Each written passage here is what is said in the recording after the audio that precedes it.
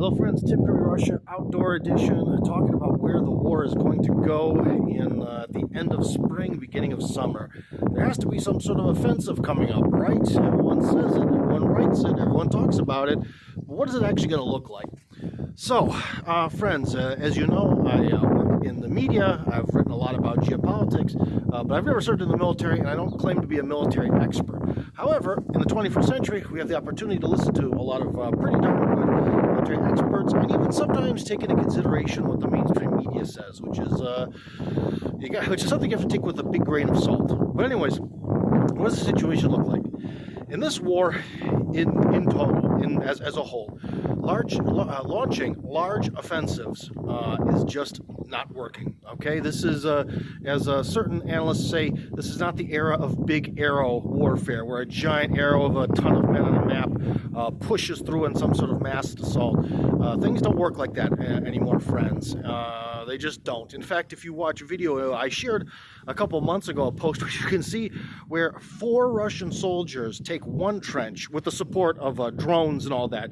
They take one trench, and then they take the second trench, and they take the third trench without, losing a man, which is insane. But apparently that's the way war looks like now. It is extremely spread out, because not only does Ukraine have some pretty broad territory, it is massive, okay? So it's a very, very long front, which spread things out inherently.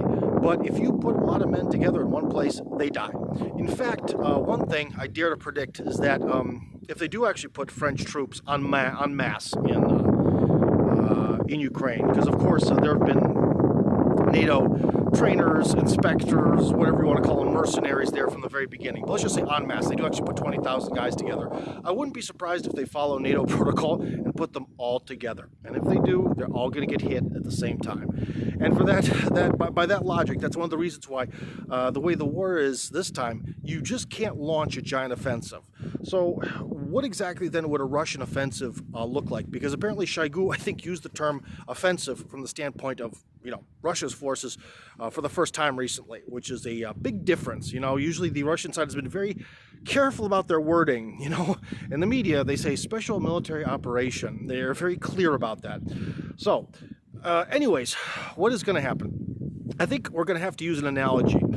In my life, I've been yelled at for using too many analogies, but I'm going to do it anyways, and I'm going to use a sports one, actually 2 sports ones. I voice a lot of MMA related, like the history of MMA videos, and I can tell you one thing, that a lot of times, although we would like to have this dramatic finish where Mike Tyson lines up one power shot and goes in kaboom, and sort of one punch knocks out the other guy and he drops to the floor. That looks cool, it looks really good in movies, but that is not so much the case in reality. A lot of MMA fights where there's one superior and one inferior opponent, the inferior opponent does their best to hang on, and they spend a lot of time trying to hang on, and you sort of get to the point where the guy who is the inferior opponent is sort of dazed, or he's not really there anymore, and the aggressor really just starts wailing on him, and no matter what the other guy does, he falls down. The aggressor pounces on him. He keeps punching and punching and punching over and over and over again, little quick punches, until the referee signals that the fight is over, as in the one side is completely defeated. That might not be as, let's just say, pretty. That's not as Hollywood friendly, but that's kind of the way that I think that this war is going to go. So that's our MMA analogy. With American football, I can make another analogy. Everyone says in the NFL that offensive linemen have to be bullies, and I didn't quite know what they mean until I really started playing seriously here. And you kind of have to. Once you start pushing a defensive lineman back, for those of you who don't understand the sport, just know that it's my job to push people out of the way. Once you feel that that guy's going backwards or the way you want him to go, you can't let up. You have to keep pushing him. You have to keep pushing him, even if you think the play's almost over, maybe the ball's far away. You keep pushing him, hopefully knocking him back on his butt at some point until you hear the ref blow the whistle. Because if you don't, they can recover. That's something I made sort of earlier in my Russian-American football career is, sometimes you can start pushing someone backwards and they can recover.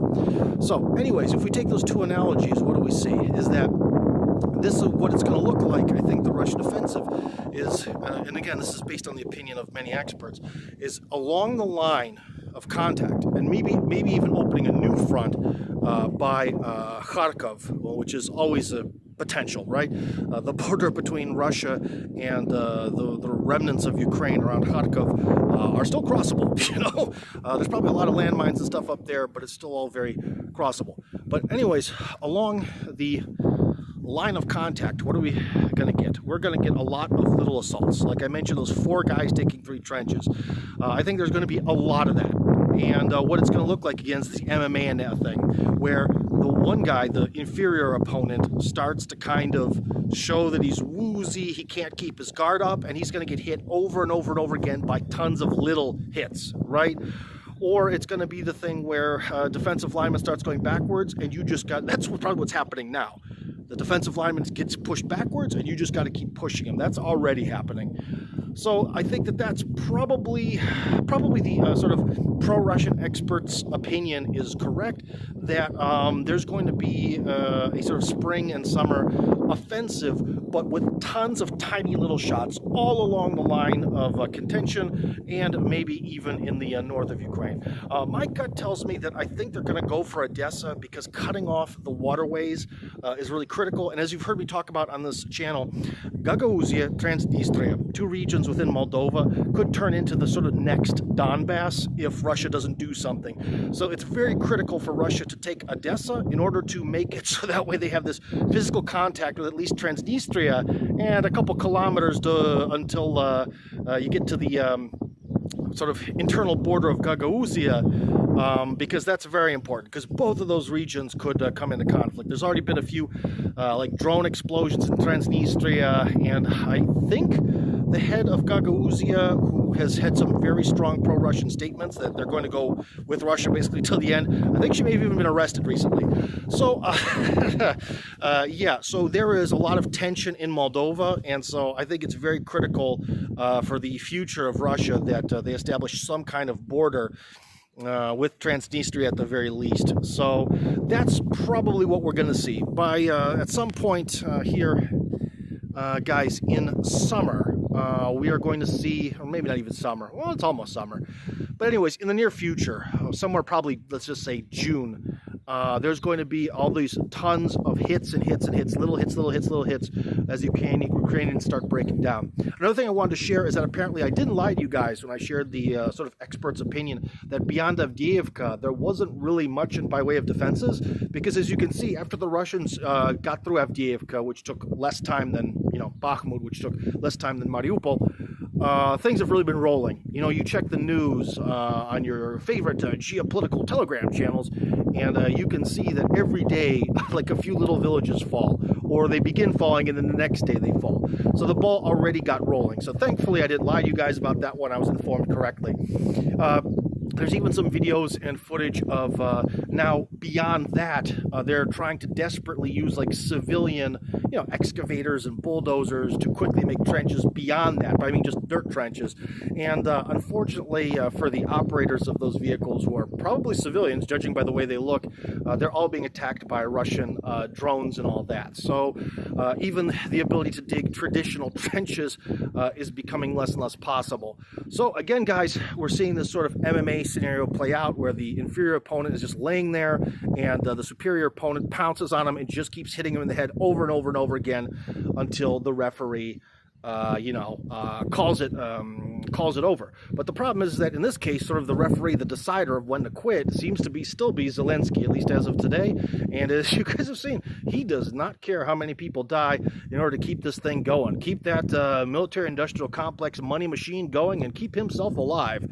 So unfortunately, the inferior opponent is maybe not even moving on the canvas, and he's still getting whooped. But that's what's unfortunately going to happen. So guys, expect at the beginning of summer, probably June, you're going to see this mass offensive of micro attacks, of many punches, not like some kind of samurai duel, draw your sword, take the other guy out in one swing. It is going to be a lot of microaggressions. There we go, a new way to use that term, microaggressions. All right, guys, Tim Kirby Russia, signing out.